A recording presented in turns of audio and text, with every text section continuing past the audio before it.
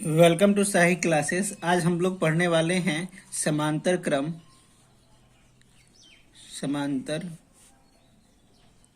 क्रम संयोजन या पार्श्व क्रम संयोजन। यानी आज हम लोग प्रतिरोधों के समांतर क्रम या पार्श्व क्रम संयोजन को पढ़ने वाले हैं। तो चलिए शुरू करते हैं वीडियो को। इस प्रकार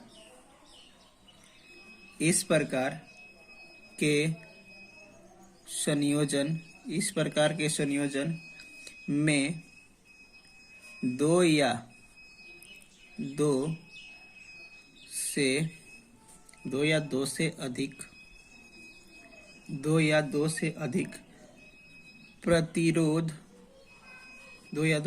प्रतिरोध तारों के एक ओर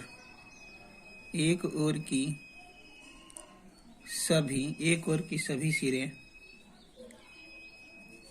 एक उभयनिष्ठ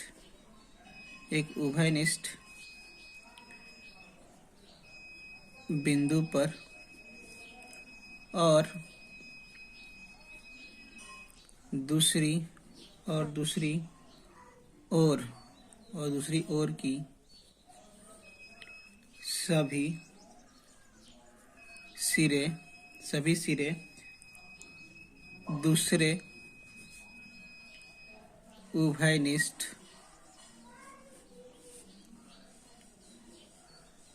बिंदु पर जोड़ दिया जाता है।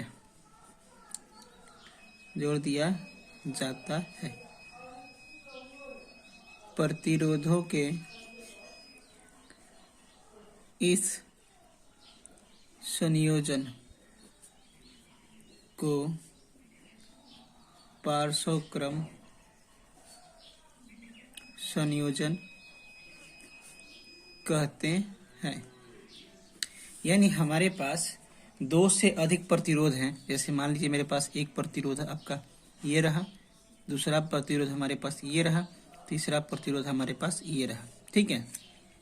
इन तीनों प्रतिरोधों के जो पहली सिरा है, यानी ये इधर वाली जो सिरा है, ये सभी एक बिंदु पर, और दूसरी ओर की जो सिरा है वे सभी एक बिंदु पर जब होती हैं, तो एक दूसरे बिंदु पर जब होती हैं तो उसी को हम लोग क्या कहते हैं, प्रतिरोधों का संयोजन।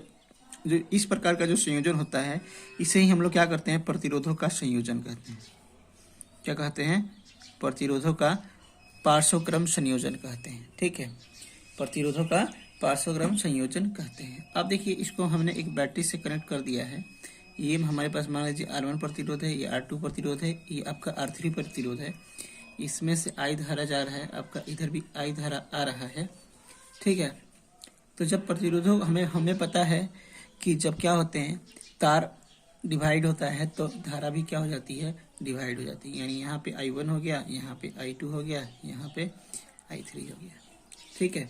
तो अब हमें इस परिपथ की कुल प्रतिरोध का मान ज्ञात करना है। तो चलिए हम लोग उसको निकालते हैं। माना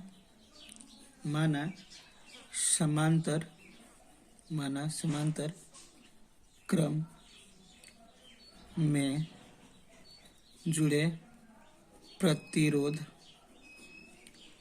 क्रमशः R1, R2 और R3 है। इसमें प्रवाहित विद्युत धारा I1, I2 और I3 है। तो संपूर्ण परिपथ में बहने वाली धारा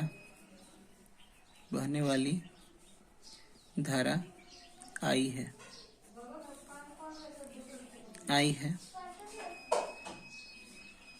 आई है।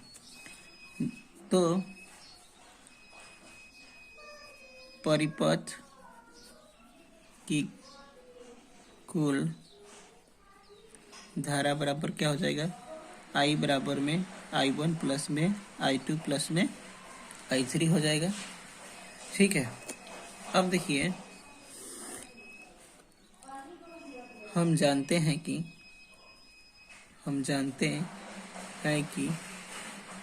V इजिकल टू में क्या होता है, I बटे में R होता है। तो I इजिकल टू में क्या हो जाएगा, V बटे में R हो जाएगा। I1 इजिकल टू में क्या होगा, V बटे में R1 हो जाएगा। I2 इजिकल टू में क्या होगा, V बटे में R2 हो जाएगा। I3 बराबर में क्या होगा, V बटे में I3 हो जाएगा। ठीक है, अब सभी का मान हम लोग इस समीकरण में रख देते हैं। कौन सा, इस पहला समीकरण मान लेते हैं, इस समीकरण में रख देते हैं। तो सभी का मान समीकरण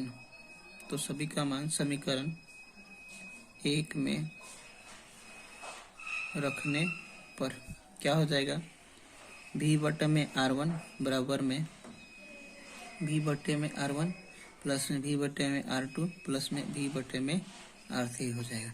तो यहाँ से V को कॉमन ले सकते हैं, तो इधर क्या बच जाएगा, 1 बटा R1 प्लस में 1 बटा में R2 प्लस में 1 बटा में R3, और इधर क्या हो जाएगा, V बटे में R, V से भी कट गया तो इधर क्या बचेगा, 1 बटा R बटे में 1 बटे में R1 प्लस में 1 बटे में R2 प्लस में 1 बटे में R3।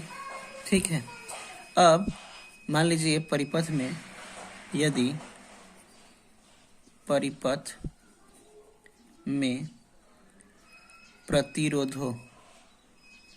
प्रतिरोधों की संख्या जो है वो कितनी है, n हो, यानी प्रतिरोधों की संख्या n हो, तो क्या हो जाएगा, प्रतिरोध 1 बटा में R1, 1 बटा R बराबर में 1 बटा R1 प्लस में 1 बटा R2 प्लस में 1 बटा R3 डॉट डॉट डॉट 1 बटा Rn के बराबर हो जाएगा।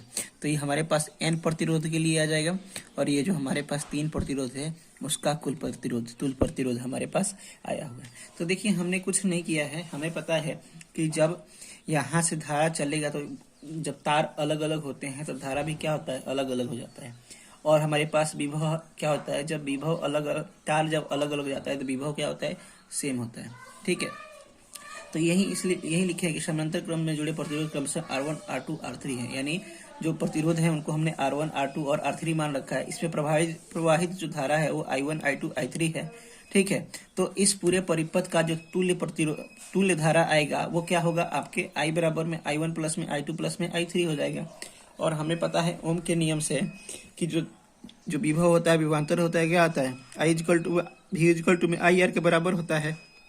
तो यहाँ से हम लोग I का मान निकाल लेते हैं, तो R इधर आ जाएगा तो V बटे में R हो जाएगा। तो वहीं अब I का बराबर में क्या है, V बटे में R है, तो I1 क्या हो जाएगा, V बटे में R1 हो जाएगा। I2 क्या हो जाएगा, V बटे में R3 हो जाएगा। I3 क्या हो जाएगा, V बटे में R3 हो जाएगा। सभी का मान जब हम इस पहले समीकरण में रख देते हैं तो हमारे पास क्या आ जाएगा, V बटा में R बराबर में V बटे R1 प्लस में V बटे R2 प्लस में V बटे R3। तो यहाँ से भी कॉमन है, ले सकते हैं।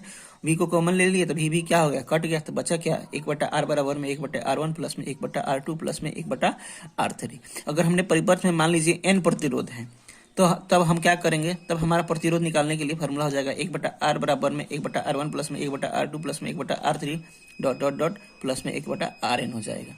ठीक है, thank you for watching this video आपको कैसा लगा प्लीज़ कमेंट्स करके बताइए। अगर अच्छा लगा तो शेयर कीजिए। Thank you.